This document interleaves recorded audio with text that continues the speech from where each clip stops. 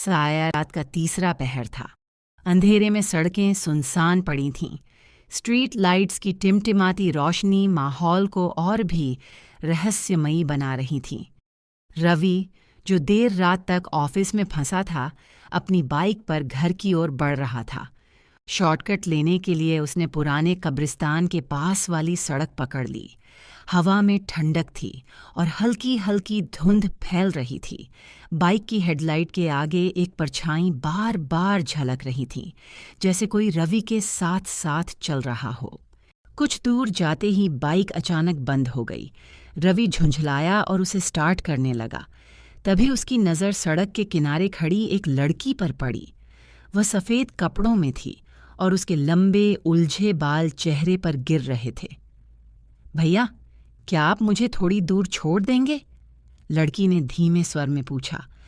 रवि को अजीब सा महसूस हुआ, लेकिन उसने सोचा कि इतनी रात में किसी को अकेले छोड़ना ठीक नहीं होगा। उसने सिर हिलाया और लड़की को बैठने का इशारा किया। लड़की चुपचाप बाइक पर बैठ गई। रवि ने बाइक स्टार्ट की और तेजी से आगे बढ़ने लगा। कुछ ही मिनटों में रवि को महसूस हुआ कि पीछे बैठी लड़की का वजन हल्का होता जा रहा है और फिर अचानक गायब। उसके शरीर में सिहरन दौड़ गई। उसने घबराकर पीछे देखा, कोई नहीं था। उसकी सांसें तेज हो गईं। तभी उसे एहसास हुआ कि बाइक उसी जगह रुक गई थी जहां से उसने लड़की को बिठाया था। रवि के हाथ पैर ठंडे पड़ गए। उसने एक बार फिर बाइक स्टार्ट करने की कोशिश की। इस बार बाइक तुरंत स्टार्ट हो गई। रवि ने बिना पीछे देखे तेजी से घर की ओर बाइक दौड़ा दी। अगले दिन रवि का मन बहुत बेचैन था। उसने अपने दोस्त अजय को सारी बात बताई।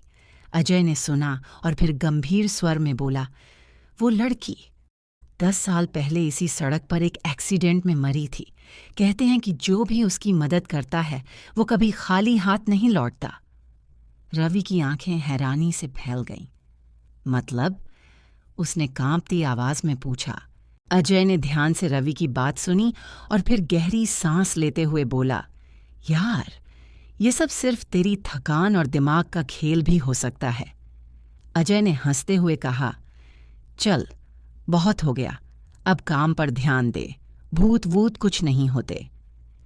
रवि ने धीरे से सिर हिलाया, मानो खुद को यकीन दिलाने की कोशिश कर रहा हो। लेकिन जब उसने अपने लैपटॉप का स्क्रीन ऑन किया तो उसकी आंखें चौड़ी हो गईं। स्क्रीन पर एक नोटिफिकेशन खुला था, सवारी के लिए धन्यवाद रवि, फिर मिलेंगे।